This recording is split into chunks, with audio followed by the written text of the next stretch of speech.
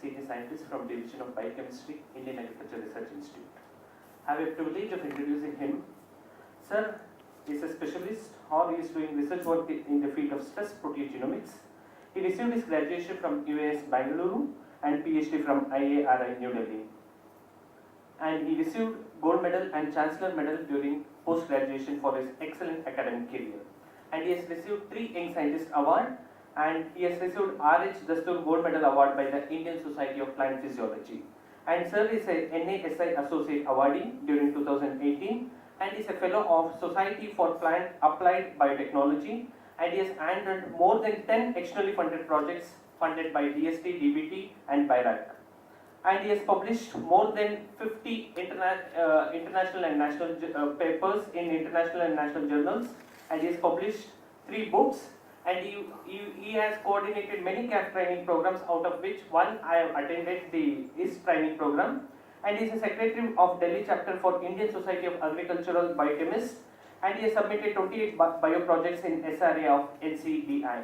Today we have with us Dr. Ranjan Kumar sir, who will be delivering a lecture on Transcriptome, a powerful tool for elucidating mechanism of stress tolerance.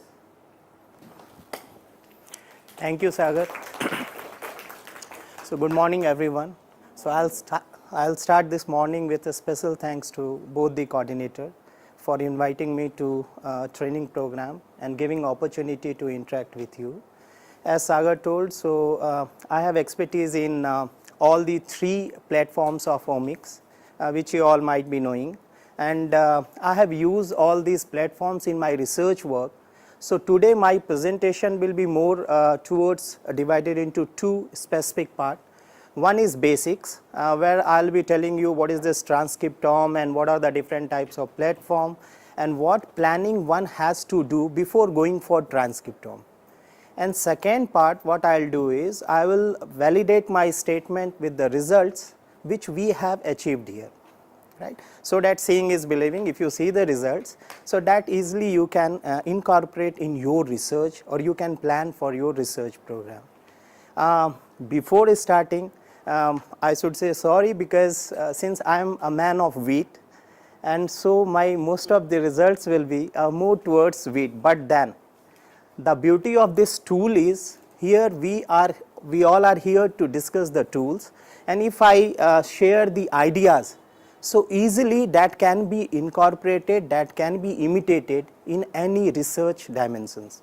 So that is the beauty of this tool. So even if I present my result in some specific area, so easily we can correlate with your area of expertise, right? If you see the title, I have given Transcriptome, a powerful tool for elucidating mechanism of stress tolerance.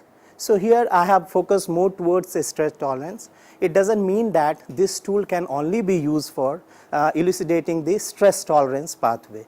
For any pathway, anything which is known or unknown in the biological system, so these tools empowered you to use and then decipher that pathway, to identify some of the novel things which is operating over here, to connect some of the missing links.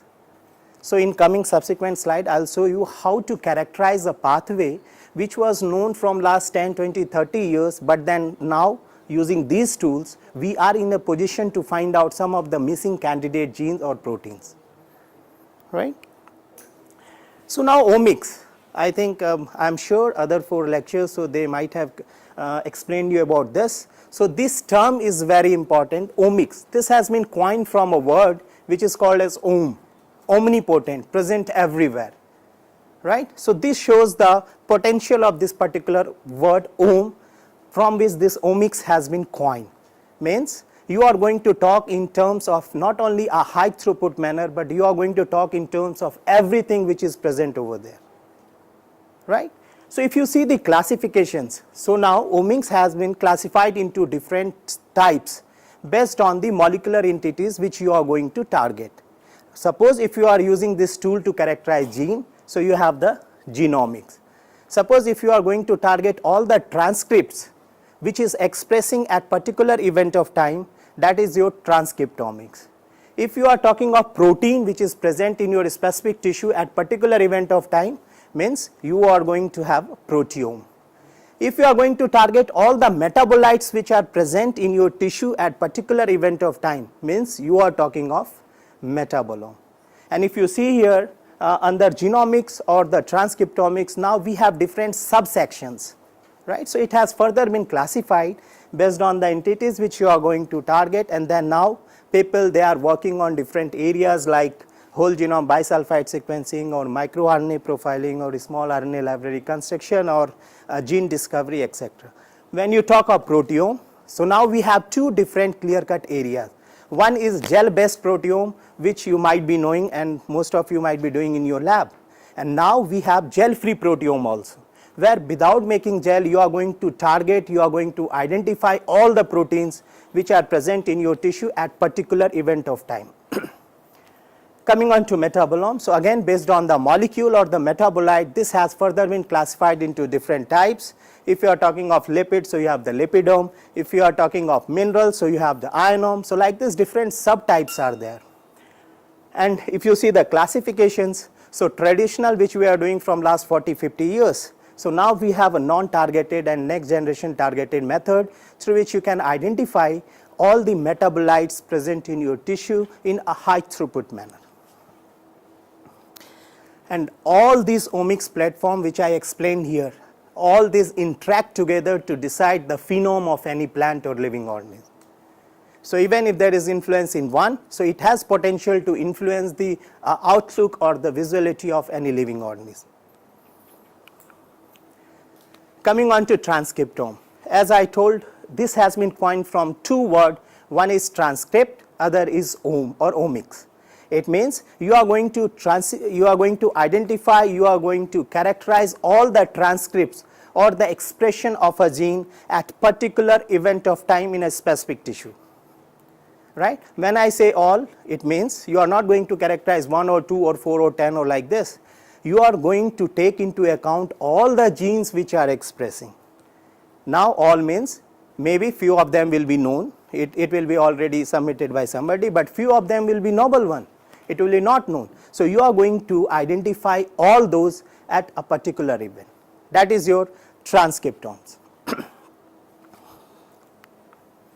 Now when you talk of workflow for the next generation sequencing, so 3 steps are very popular and important one. One is your library preparation. So before this, you have to take into account the isolation of the molecule, because if the quality of the molecule which you are going to use for the library preparation is not good, it means you are going to compromise the result, right. So if you are isolating genomic DNA, so you have to take into account that it should be of high quality or a standard one. If you are isolating RNA, you have to take into account that the quality of RNA should be high quality. Otherwise, if you are using a degraded or RNA or genomic DNA having a low integrity, so it will have effect on the library preparation. So when you talk of NGS, the first step is library preparation, which takes into account starting from isolation to the tagging to the defragmentation till the feeding the sample into the instrument. So that is library preparation. Coming on to sequencing, so once you have prepared the library, next you have to decide what platform you are going to use. So now we have different types of platform available. So starting with ROS, now we are into PacBio, and then we have latest one, that is Nanopore, right. So different platforms are available. Each platform has its own advantage, disadvantage. So you have to decide based on your requirement which platform I should use. Because if you don't select the correct platform, so these tools are very costly, exhaustive one, so you will end out with nothing. So selection of platform is very important, and you have to decide before planning these experiments. So once your library is ready, you have to run your sample into the specific platforms, and once you run your sample, so the output you are going to get, that you have to characterize or you have to analyze using different softwares, different tools which are available. Some of them are freely available, some of them are paid. So you should have a good knowledge of bioinformatic tools which you are going to use to align, to characterize, to cure, and to get something relevant out of your data. Because if you see, the data is enormous. If you start characterizing the transcriptome data in normal case, it takes years and years, and still you cannot able to conclude that data, right?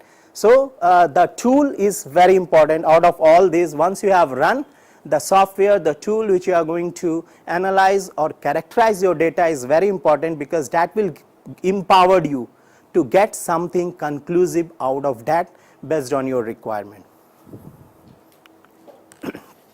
Library preparation, as I told. So there are different steps in library preparation. First is your isolation.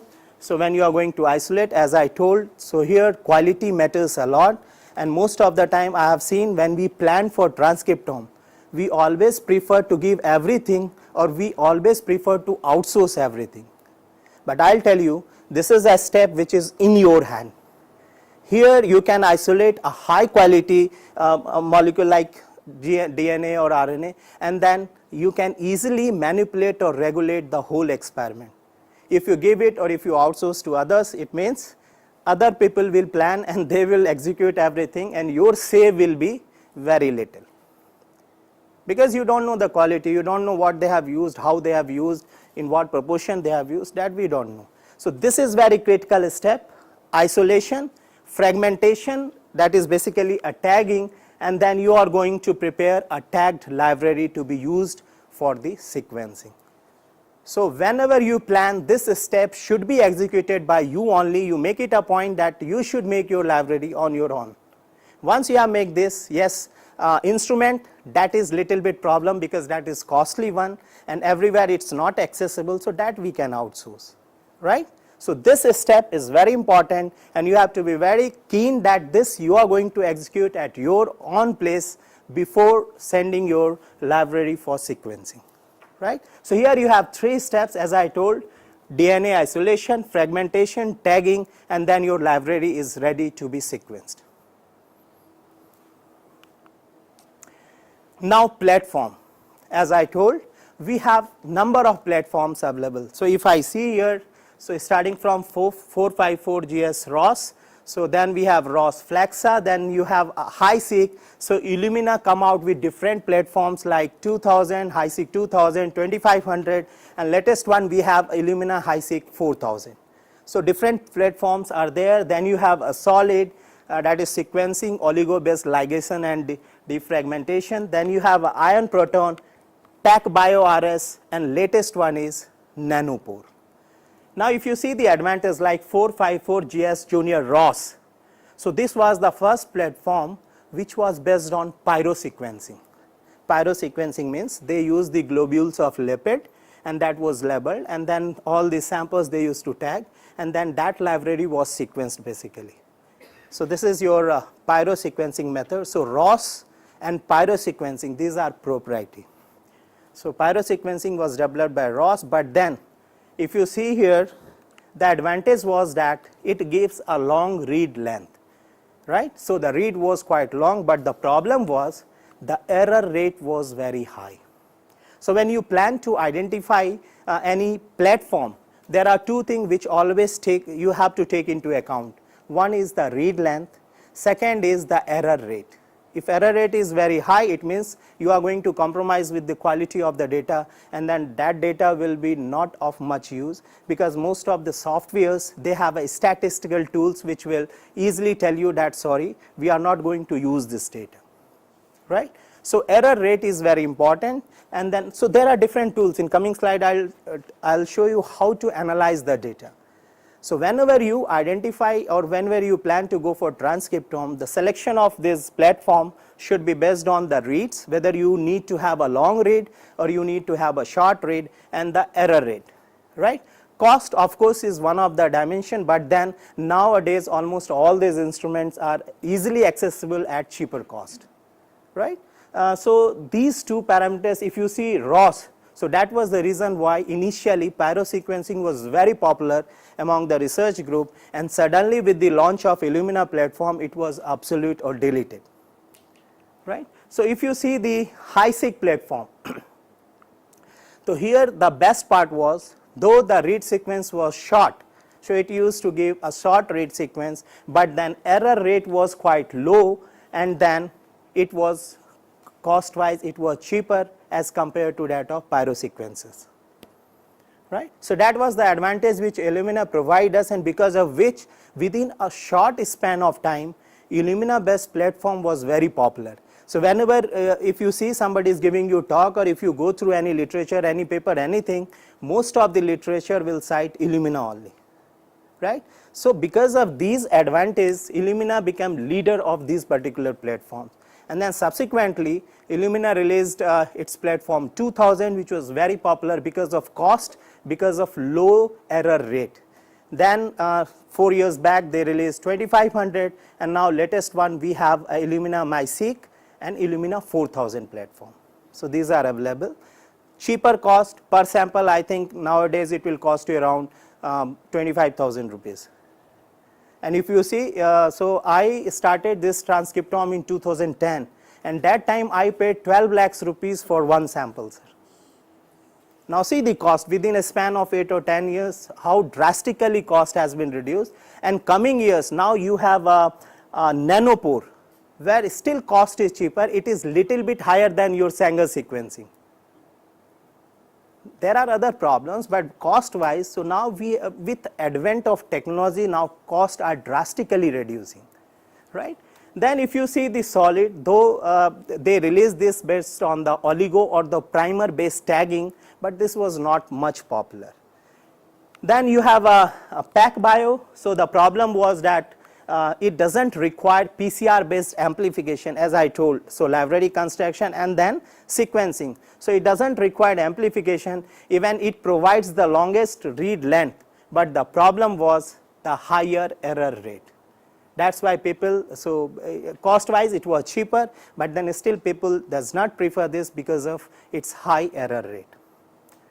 So these are the class, and now you have a third generation platforms with us. So especially different generations has been classified, like your pyro sequencer are first generation, then Illumina based platform or oligo based platform, or tagging, fluorescence based tagging, that was the second generation. And now we are into an era of third generation, where you are going to get a long read with low error rate, and some of the instruments which has been clubbed under this, like Ion Torrent, PacBio or Oxford Nanopore, right? But they have their own limitations and problem that we'll see in subsequent slides. So these are the different platforms which are available, and you have to decide well before planning for your transcriptome experiment which platform you are going to use, because suddenly you cannot decide, because this is quite a heavy cost effective experiment. So well before time you have to decide this, right? Coming on to Illumina Seq, as I told, so Illumina basically because of its Illumina Seq platform, so now they have been considered as a leader in the area of this NGS. So I have a small video, this is from Illumina only, where they have shown how basically this sequencing takes place when you feed your library into the platform. So let's have a look on this Illumina based sequencing.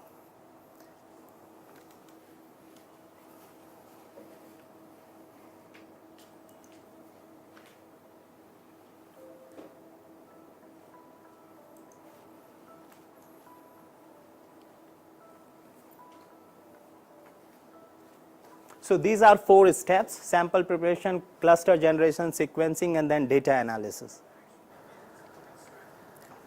Can we put the mic over there?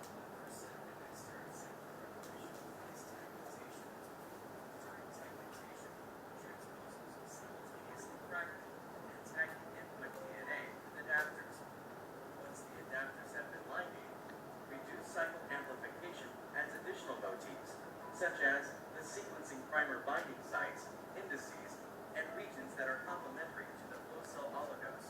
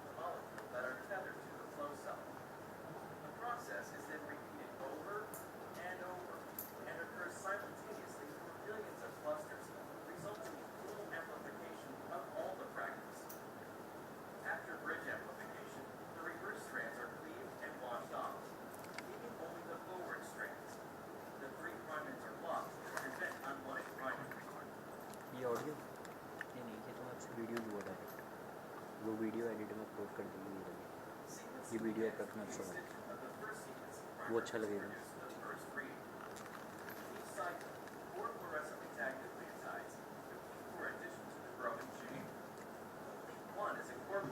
Based on the sequence of the template. After the addition of each nucleotide, the clusters are excited by a light source, and a characteristic fluorescent signal is emitted. This proprietary process is called sequencing by synthesis. The number of cycles determines the length of the read. The emission wavelength, along with the signal intensity, determine the base call. For a given cluster, all identical strands are read simultaneously. Hundreds of millions of clusters are sequenced in a massively parallel process. This image represents a small fraction of the flow cell. After the completion of the first read, the read product is washed away. In this step, the index 1 read primer is introduced and hybridized to the template. The read is generated similar to the first read. After completion of the index read, the read product is washed off and the 3' end of the template is deprotected.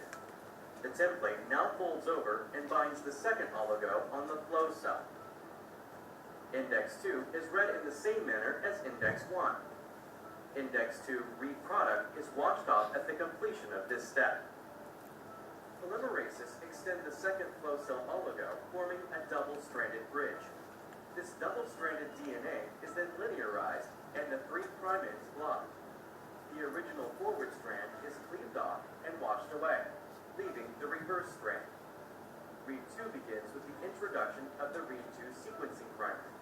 As with Read 1, the sequencing steps are repeated until the desired read length is achieved.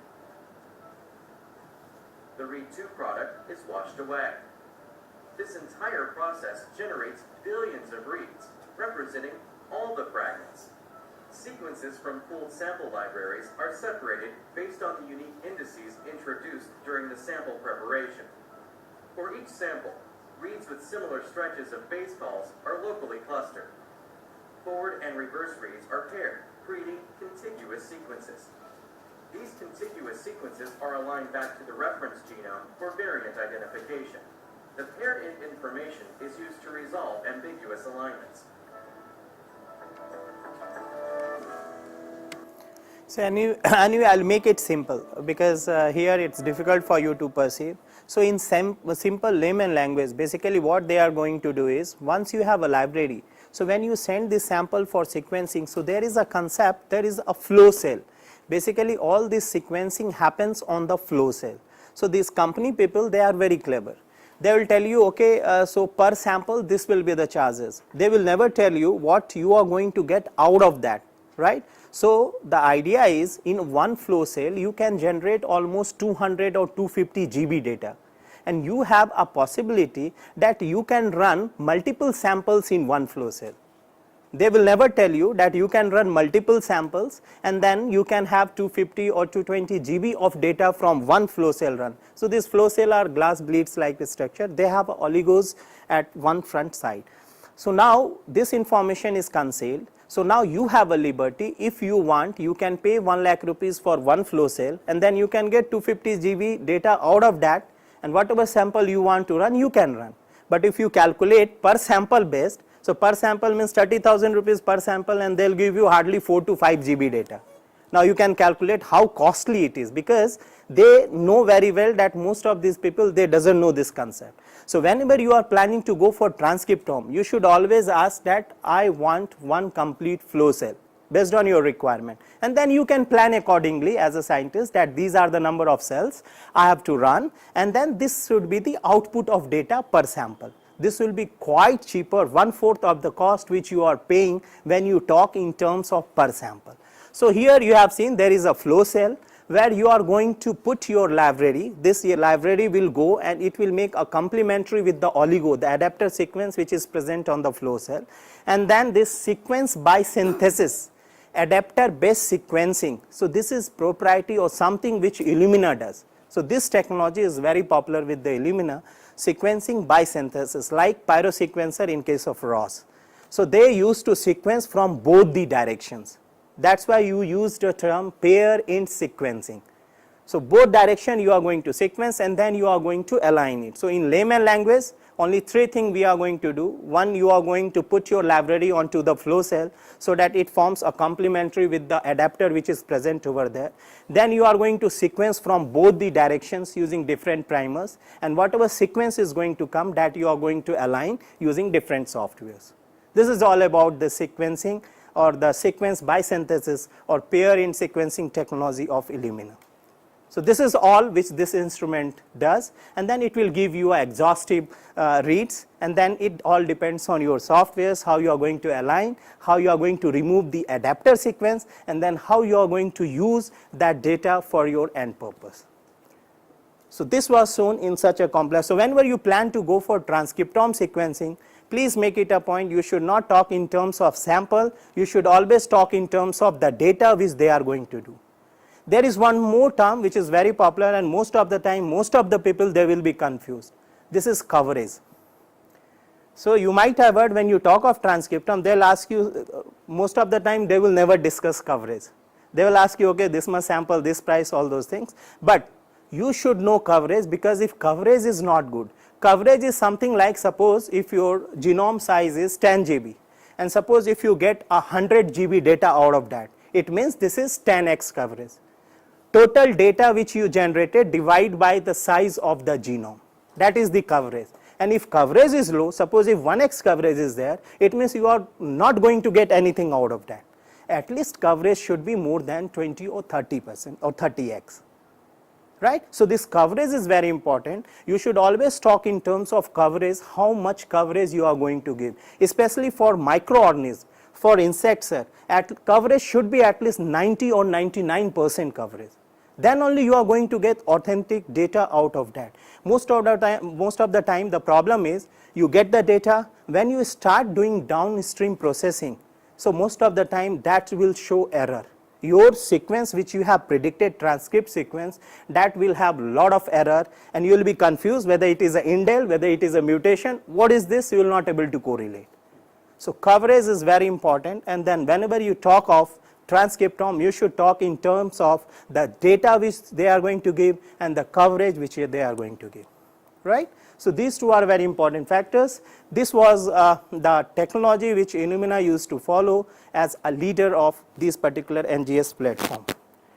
Coming on to the latest technology, so nowadays even in different funding agency also, when you go and when you say that I want to do transcriptome, most of the time they will not agree, and if they agree, they will resist you to go for nanopore. The idea is there is a misconception that the cost of running nanopore is little bit more than the Sanger's, right? So these people, the discoverers, they used to claim that one day the cost will be as we are paying for the Sanger's sequencing, gene sequencing. But there is a on problem with this Oxford nanopore. If you see, so this technology was discovered in 2012 in one of the international symposia, so they launched this, and from that day onwards, so now in India also we have a lot of nanopore instrument installed in Delhi, Hyderabad and different metro cities. Here these are again a tag based sequencing method, where you are going to tag your particular sequence, and then when you pass it through the nanopore, so because of fluctuation in the current, so that fluctuation is actually taken care of by an emitter, and then it will tell you which base is this. So this nanopore, because of this simple technology of variations in the current, they could able to decode the sequence which is going on or which is present in your DNA or the sample which you have used. So cost is very low, but the problem is error rate is very high. Now you think of a situation that you have sent your sample for Sanger sequencing. They will give you 650 bases, and suppose out of 650, if 50 or 40 errors are there, do you think you will be able to use that sequence? No, it's equally better than not doing that sequencing. Same problem happens here, because of which, though a lot of people recommend this, but until unless they remove this particular disadvantage of error rate, it's difficult to use this. Even if you run, even if you pay 1 rupees, that will be wastage. Now quality analysis. So any one of you have experience of this transcriptome sequencing and all those? No, anyway. So when you send sample and when you get the data, there is one big problem, and this happens with almost 90% of the scientists. Because our background is not bioinformatics or stat. We are biological scientists. We can think in terms of biology. The problem with these scientists are that once you get the data, it's very difficult to analyze the quality of data. Those who have done transcriptome, if you discuss, they'll tell you most of the time after 1 year, 2 year or 4 year, they will come to know that this data is of no use. The problem is there are 2 or 3 problems associated with this. First is we don't have much knowledge about how to screen, how to characterize this data or the quality of the data. Second, if we know, we don't have computer, because you cannot open this data on all the systems. You require a high computing server or workstation to open this data. If you try opening this in normal computer or laptop like this, it will crash out. So the problem, second problem is system.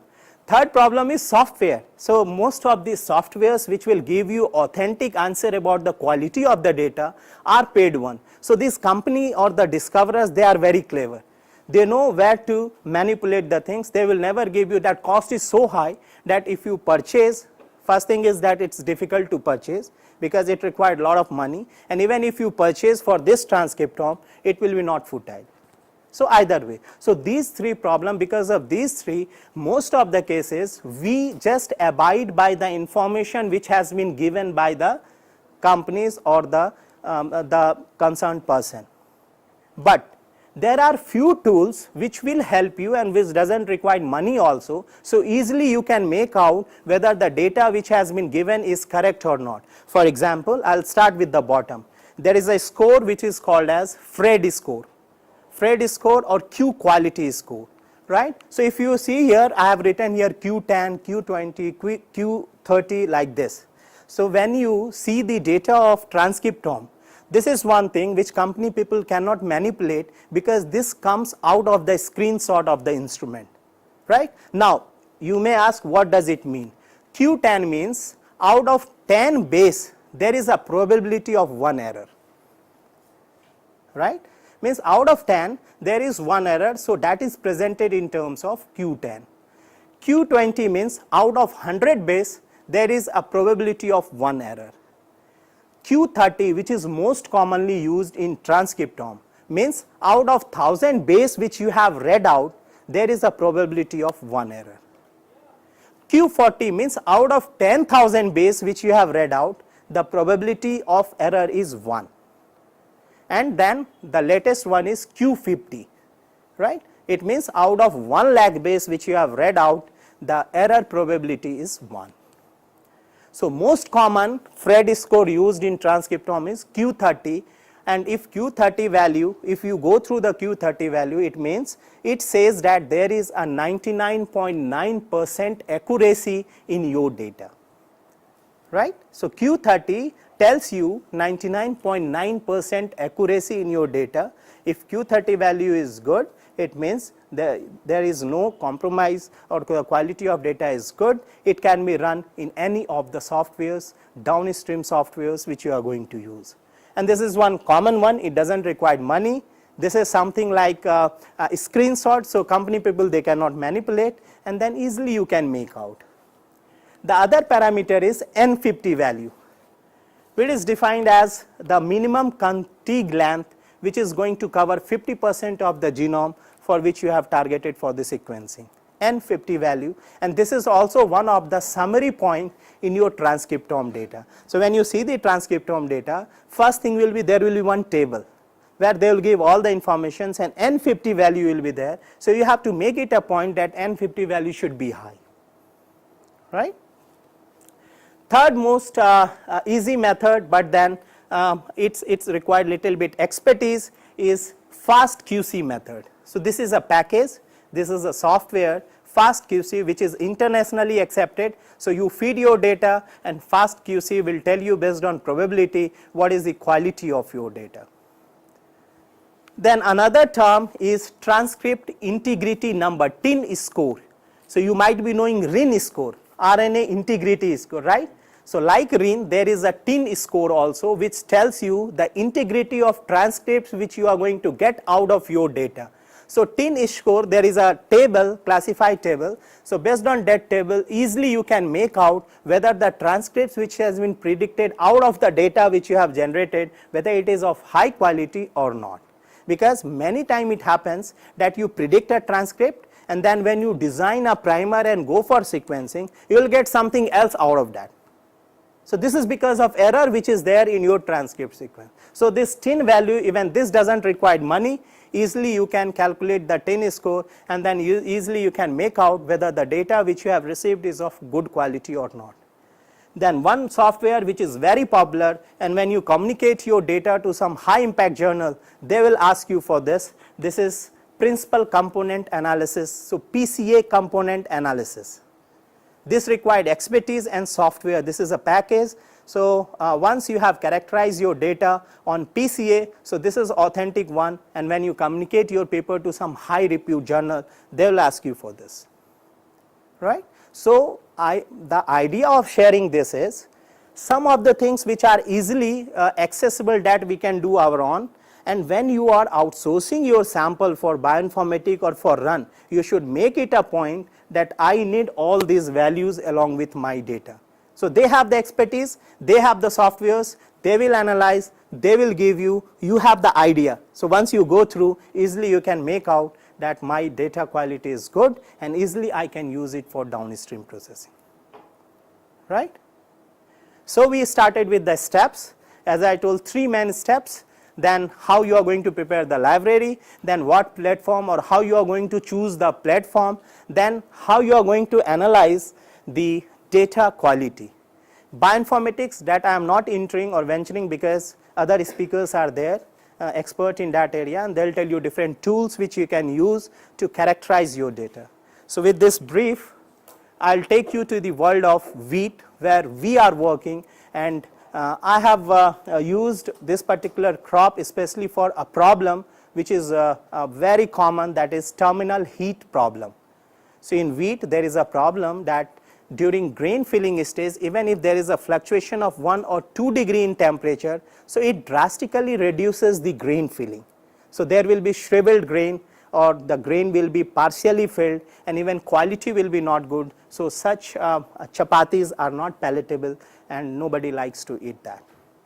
At the same time, yield as well as quality will be compromised, right? So this is my area of research. So by saying the basics and all those, now I will show you how I have used this particular tools to decode some of the aspects, some of the pathways in wheat, and like I am explaining you for wheat, but in insect also, like you have a insect host interaction. So different molecules are there, different gene will be expressing, different metabolite will be changing. So all those genes you can easily fish out using this particular tools. Or many times I think Sagar and me, we were discussing long back, so you can find out what are the changes which are taking place in plant, specific plant, because of interaction or because of attack of a particular insect. Easily you can find out, some of the proteins which resist or protect the plant from these insects. So all these informations will be like novel one, and then you can have applied use of all this. So I am just touching one dimension, but this can easily be replicated in other areas also.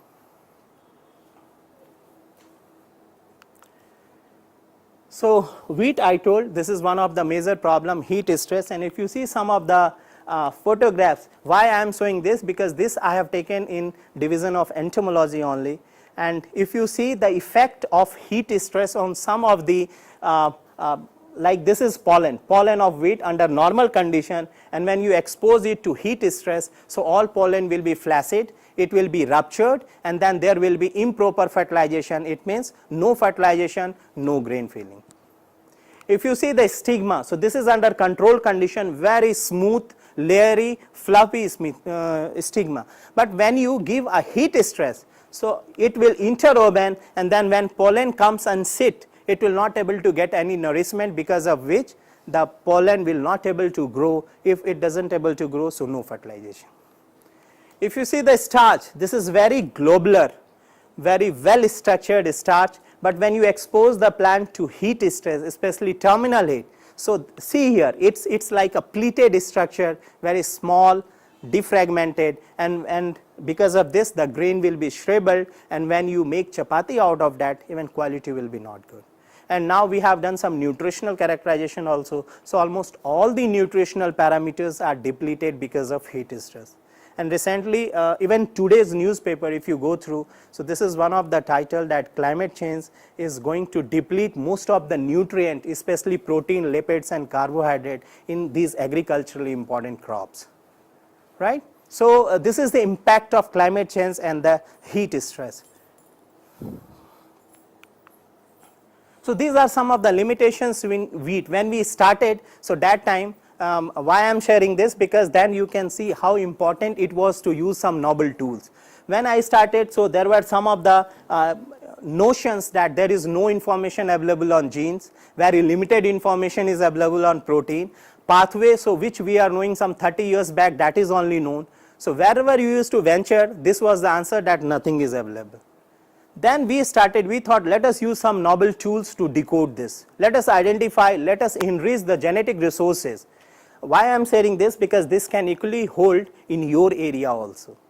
So when you search some of the genes related to defense pathway or something like that, I am sure very limited information is available. So by going through literatures, we can easily make out, right? So this tool empowered you to find out those things or those missing links in order to connect, characterize a specific pathway, whether it is a defense, whether it is an interaction, whether it is something else, right? So these are the limitations which were there in the wheat, and there were the complex genome also, very limited informations were available. That time only we planned that let us use some latest technology of omics to find out these missing links.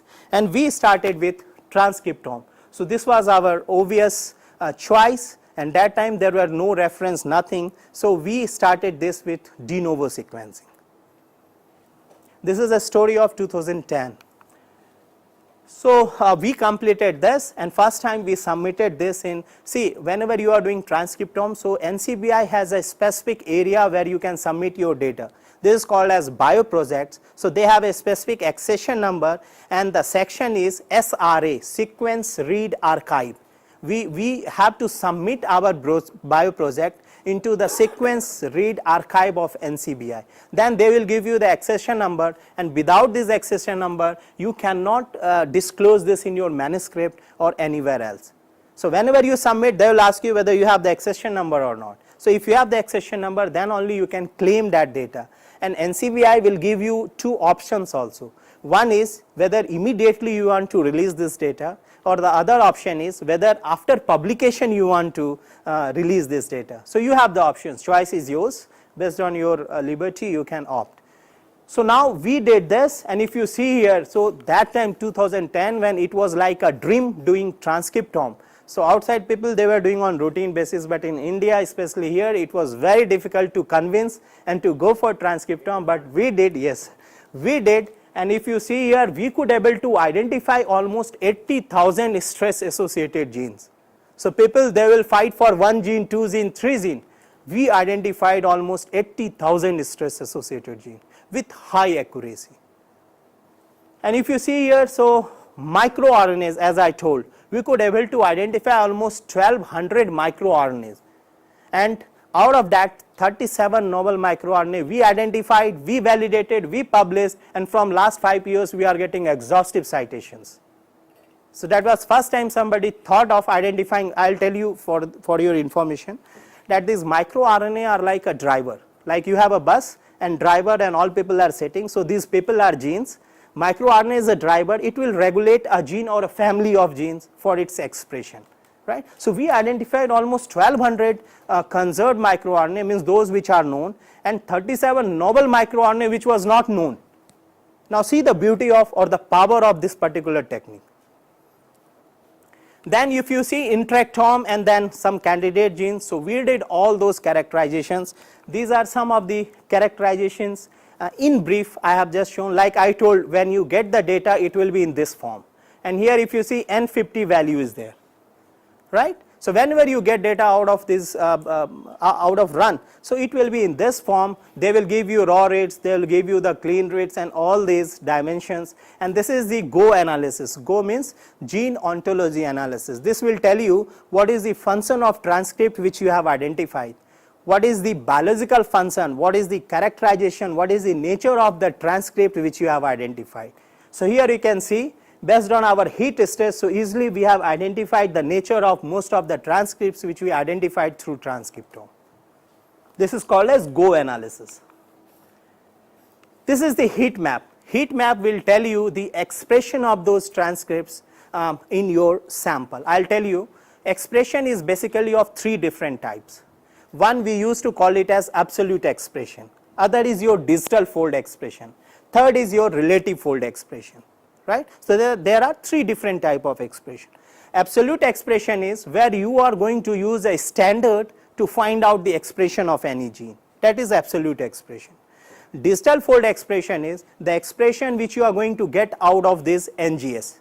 So it will tell you, suppose if there is a transcript, so how many that transcripts occur in your complete data. So number of occurrence of your transcript in complete data will tell you the digital fold expression of that particular transcript or gene. And third is relative fold expression. Relative means as compared to control, how many times.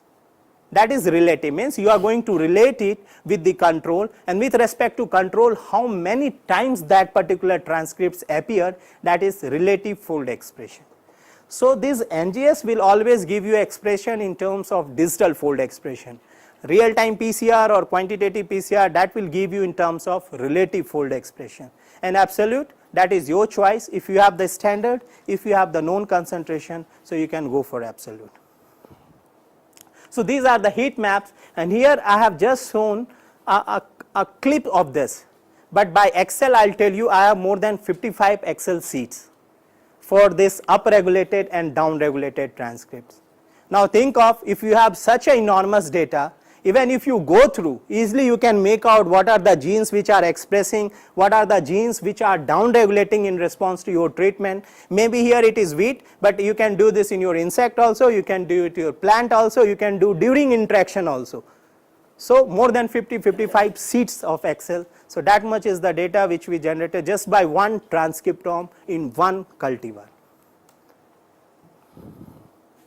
And this is not the end of the story. Once we identified this, based on the transcript sequence, we cloned more than 60 genes out of this, and all those are which were not known. We cloned, we characterized, we submitted, we got good publication also.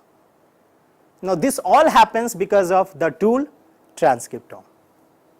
Otherwise, old days people, they used to construct library, and from there you used to get ESTs, a small sequence. Then first you have to predict full length of the gene. Once you get the full length, then you design primer, amplify it, clone it, and then you will get one gene. It takes almost 15-20 days. Now you have almost 50 Excel sheets full of your transcript, and easily you can target transcript specific primer you can use and amplify it. So once we identified those genes, then we started characterizing the complementary protein or the specific proteins associated with those genes. And then these are the list of those proteins based on function, based on bioinformatic tool. We identified these to be a probable tool for screening, right? So transcriptome will give you power to find out those genes which you can use for the screening purpose also, to find out whether a particular cultivar is tolerant or not, whether a particular plant can resist or not, whether a particular plant can tolerate or not. So all those informations beforehand easily you can predict. So this is the potential of this particular tool. Here you can see this is cluster analysis. So clustering is a tool. I think during that video also they showed you the clusters. Now the beauty of this cluster is, if you see here from down to up, so this is a cluster where we have suppose 100 genes. It means these are the 100 genes which has same pattern of expression. So out of a biological system, now this tool will tell you what are those genes which has same pattern of expression. So if pattern of expression is same, it means somewhere in biological pathway they are connected. So once you get this information, this is easily you can characterize using clustering. So same type of gene having same set of expression, so that you can filter it out. So that is called as clustering. Now see, these are the clusters which we identified. And once you have done all these characterizations, now the role of wet lab comes. Once suppose you identified the transcripts, then you have to validate the expression of those transcripts using real-time PCR. Now when you do real-time, data will come like this. So you have to take same sample, you have to provide same treatment, and then go for real-time PCR to see the relative fold expression of that particular gene. You have to prove that the expression which you are going to get out of the real-time PCR is matching with the distal fold expression which you have get out of your transcriptome. If it is not matching, means the transcriptome which you have done is not of good quality and that experiment was not done perfectly. This is how a reviewer checks your data. He will go through your real-time PCR data, he will go for cluster mapping with your transcriptome, and easily he will make out that this data is not perfect and it cannot be associated with this real-time data. So real-time PCR is something which is very important and you have to do. Once you have done transcriptome, you have to validate your transcriptome data with the real-time PCR. So this is one glimpses I have shown you. So like this, under same condition, same treatment you have to run, and you have to show that the expression, it matches with the distal fold expression which you have got through the transcriptome. Then only your data will be accepted. Now when we started this 2010-12, so that time in wheat only one heat responsive transcription factor was known. Only one gene was known about heat responsive transcription factor. Now using transcriptome, we could able to identify 64 novel heat responsive transcription factor, and out of 64 we cloned 12. Now do you think any tool is available which will give you all these 64 novel transcription factor in one go?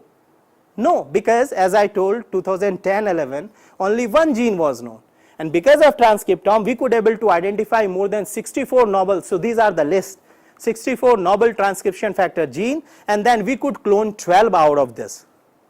So I am identifying this, but suppose if you target some specific gene in your insect or in your plant, so all novel genes in one go you can filter and you can identify.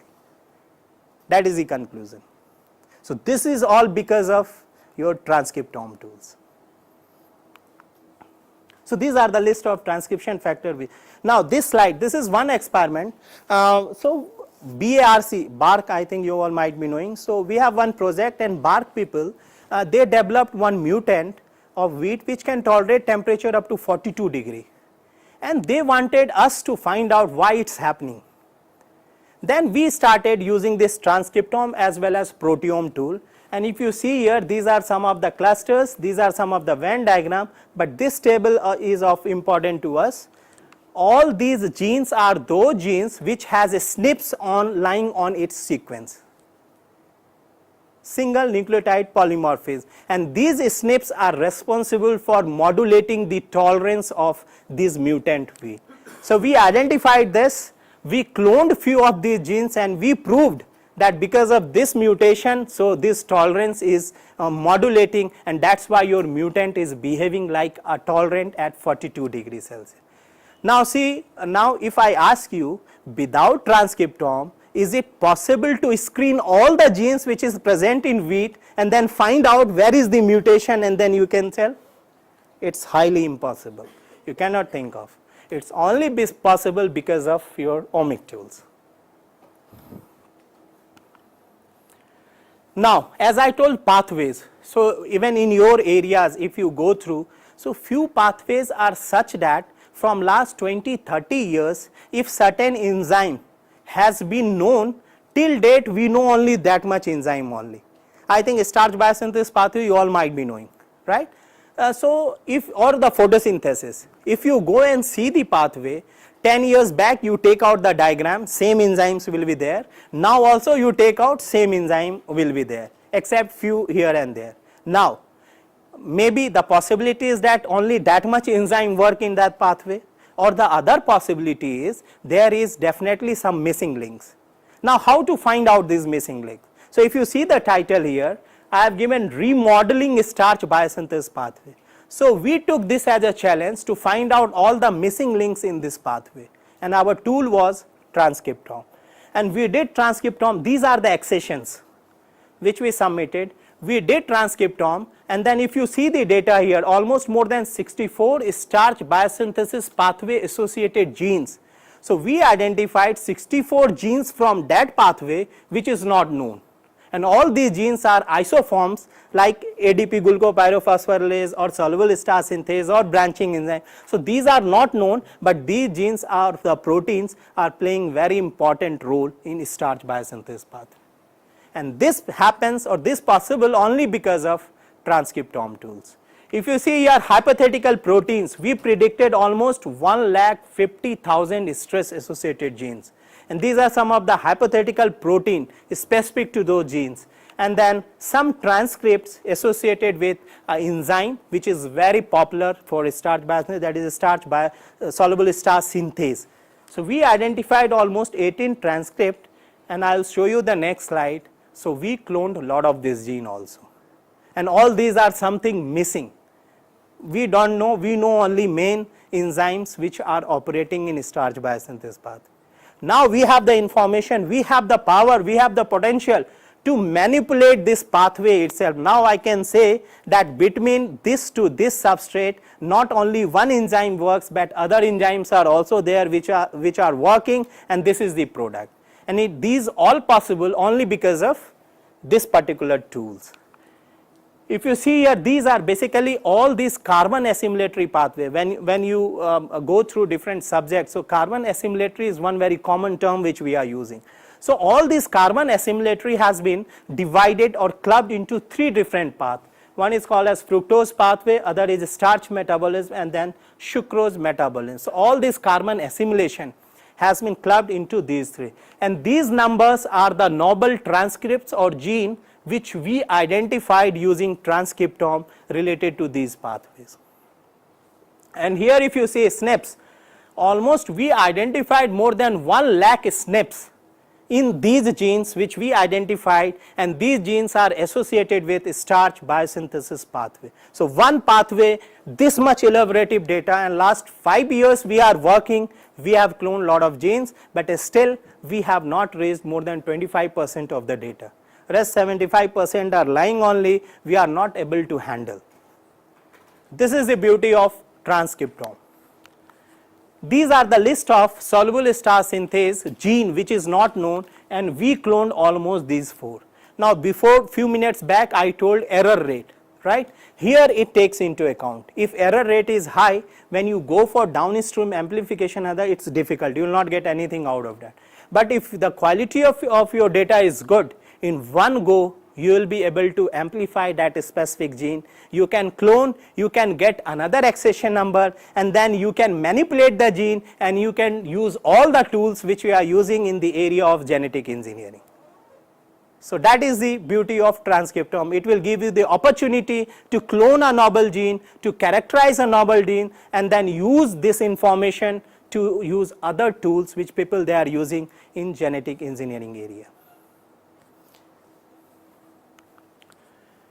Coming on to another aspect, as I told microRNA just few minutes back, so I told you that first time we did this, I will be little bit fast. This was the planning which we did for microRNA. So, first we planned that we will go like this, then these are the steps which we followed up to quantification which we did our own, and then we send it for sequencing.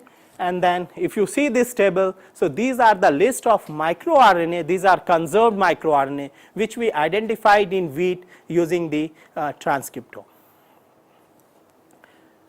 If you see this information, Triticum aestivum microRNA 159. So, this was the like a star microRNA, because later on we find its use in not only abiotic but biotic stress also. So, in different pathways, so this particular microRNA was instrumental. Then we developed our own pipeline to find out till 2012-13. There was no standard criteria to differentiate or to find out the noble microRNA. Then we devised our own pipeline to find out the novel microRNA. We developed our own pipeline, and then we started screening our data for the identification of novel microRNA. And if you see, so using the reference genome of maize, rice and sorghum, we could able to identify 37 novel microRNA. But then that time people they are telling just you have predicted. Then we started characterizing, and through real-time PCR we validated these novel microRNA that it exists, and then we find out 5 hit responsive microRNA. Out of that 2 now we are using as a marker, and Division of Genetics from last 2-3 years they are doing their experiment for screening wheat for heat stress tolerance. Now this is a beauty, and this is something like first time we did, and till date we are getting lot of citations for heat responsive microRNA in wheat. So these are some of the real time PCR which we did to validate. These are some of the target genes we predicted, because in novel microRNA there is a problem that you don't know the target gene. So through degradome analysis we identified the target gene, then we did real time PCR to validate, and then we published this also in functional and integrated genomics. This is one work of my PhD student where we targeted a microRNA which is called as MIR430. So we observed through bioinformatic tool that this act as a master regulator for both biotic, abiotic. So it plays very important role. So we cloned this, and after cloning we submitted the sequence, and now we are trying to use CRISPR-Cas using this particular sequence to see the effect whether really it acts as a sensors in biotic or abiotic stress or not. So these are some of the important, see, once you get the basic information through transcriptome, you have n number of avenues where you can move and then you can characterize. So if you see here this particular figure, so this shows the right picture of transcriptome or the right perspective of transcriptome, that these are the data, and once you have done this, then you will be entangled in this, and the data will be so exhaustive that it's difficult to get conclusive until unless you are moving ahead with a proper planning. If you have a good planning, easily you can handle, there is no problem. But if you are just doing for the sake, so the fate will be something like this. Now here I have given title how best we can use the transcriptome data. So maybe I will tell about myself, but this equally holds good for all the subject, all the areas, because here the tool is the hero transcriptome. So this is common, so any area you can use this. These are some of the list of important key genes which I have presented here. We have the accessions, and we did heterologous, we did protein purification, we characterized, and we got good publication also, and some of the informations we shared with the Division of Genetics, and they are using those as a marker. These are some of the bio projects we submitted. These are the list of some of the microRNAs and SSRs we identified. So transcriptome will not only give you the information about the transcript, it will give you the information about the SSR markers also. It will give you the information about the SNPs also. It will give you the information about the place of localization of your transcript also. It will give you information about on chromosome where your particular gene or transcript is lying. All these informations you can easily retrieve from your transcriptome data. Now this is one story which is like a flagship achievement of my lab. So Rubisco activase, those who are working in the area of plant science, they might be knowing that Rubisco activase is an enzyme which activates the Rubisco. So Rubisco basically present in inactive form, and it activates Rubisco, and then only photosynthesis starts in plant. Photosynthesis we all know. The problem is Rubisco is inactive, and this Rubisco activase is highly heat labile. Even if 1 degree Celsius increase in the temperature, so Rubisco activase will denaturate. Once it is denaturate, means Rubisco will be in inactive form, and if Rubisco is in inactive, so photosynthesis will decrease. So if it decreases, means whole carbon assimilatory pathway will dip down. So we got this idea and we started searching the literatures. So you will be surprised to know that 2013 or 14, there were only one partial gene of Rubisco activase cloned from wheat. Only one partial gene of Rubisco activase that was reported from wheat. So, sir, we started using transcriptome. We thought, let us identify this Rubisco activase, and we will be surprised to know that we identified almost 12 Rubisco activase using transcriptome. We cloned 10, we make it full length, we submitted it into the NCBI, and then once we cloned this, then we targeted one, we did heterologous expression, we purified the protein of that particular gene, and we did exhaustive Western blotting to see the accumulation pattern of that protein. Then we got motivated because of this. We started doing site directed mutagenesis. We thought, let us change the protein itself, the stability of the protein itself, and we created lot of mutants using site directed mutagenesis. And you will be surprised to know that out of all mutant, one mutant we got 138, which shows tolerance up to 42 degrees Celsius temperature. So we selected that particular mutant. So this is the activity assay of Rubisco activase. These are the heterologous expression of that particular gene. We selected that protein, and now we cloned this in a vector, a binary vector, which is PMDC30, which has a heat inducible promoter, and now we are mobilizing it in rice. Now think of a situation that your Rubisco activase suppose is thermostable. So even if there is an increase in temperature up to 40 or 42 degrees Celsius, it will not denaturate. If Rubisco activase is not denaturate, it means it will modulate the Rubisco or convert the Rubisco from inactive to active. And since Rubisco is abundantly present, almost 80% of the protein is Rubisco. So if Rubisco is in active form, means the percent decrease in your photosynthetic rate will be very low, and few literatures. So one paper recently they published in Nature. So they claim, sir, almost increase of 15% in the yield because of mutated Rubisco. So somebody patented last year only, but still we are doing in our crop. And then now with Dr. Vishwanathan, so we are mobilizing this in rice, sir. So this is the idea. Now see, one small information leads to this much.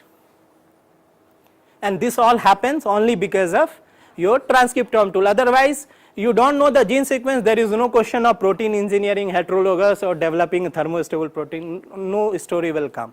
So it is all because of this that we could able to identify, and now because of these genes we are getting lot of citations.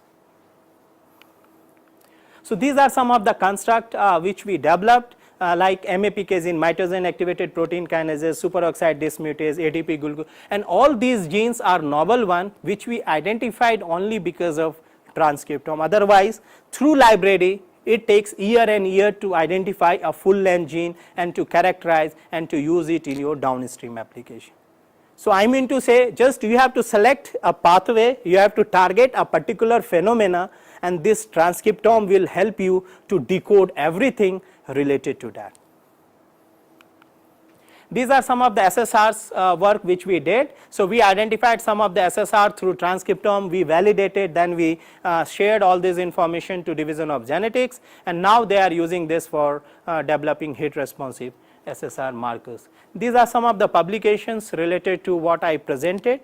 So slides will be here only, so easily you can access. All these are freely available, few of them are paid. If you need, you can write me a mail and I will be happy to share all those. So these are some of the areas or the future line of action which really we have to give a thought. So without going through this, I will tell you, first thing is we have to raise the interest. Many times it happens, everybody wants to do transcriptome. Few days back, sir, so there is one project I think on organic and inorganic. So ministers and other people, they wanted IRI to characterize or to differentiate between organic and inorganic, and somebody sent me a project where exhaustive transcriptome was there to find out organic and inorganic. Then I told this is not feasible. Every technology has a limitations and this is not the right, it's better that we should go for metabolome profiling or something like. So like this everywhere you cannot use this, it has a limitation, but then when you plan, the first thing is you equip or upgrade your knowledge. You should know how of this particular technology, then only you should venture into this. Second, you should have a clarity in your mind that what outcome you want, whether you want a gene, whether you want a pathway characterization, whether you want SSRs, what you want, that should be well cleared in your mind before going for this experiment. Third thing is, most of the thing except run and bioinformatic characterization, try to do with your own hand. This is my suggestion. Why? Because if you miss these steps, then this will be not your experiment. What company people will give you, what they will tell you, you have to follow, otherwise you will come out with nothing. And last thing is, if you have done transcriptome, please don't focus on doing lot of transcriptome in large number of samples in short period of time. It's always good to have less sample, more information, more outcome, rather than more samples and then you come out with nothing. So these are some of the suggestions. Future line of action. So some of the areas you can venture in your, so whatever I have presented, that model holds good for all the areas.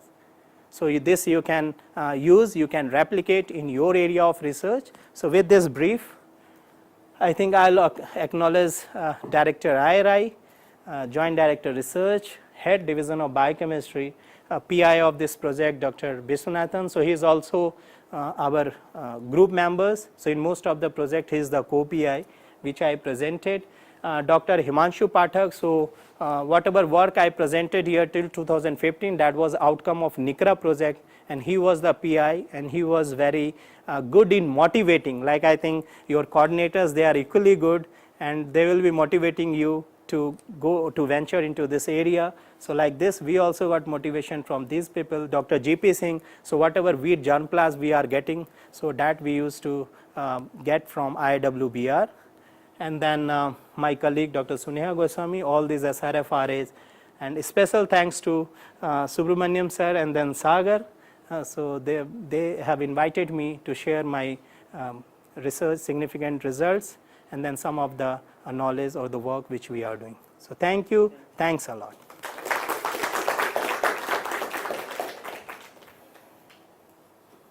Thank you, Dr. Ranjeet, for an excellent presentation. To go by his publication, because publications are the yardstick to assess the scientist caliber. To take that one as a yardstick, really, Dr. Ranjeet stands tall in this field of biotic stress in wheat. Go by his publications and what he has referred to, gain a lot. Go to page in Google Scholar as well as on ResearchGate, you learn a lot. About the queries, I have some queries. Yeah, please, sir. Please. What about the use of DNA or the cDNA? Hanji. Which one you feel good for transcriptome? It's all cDNA.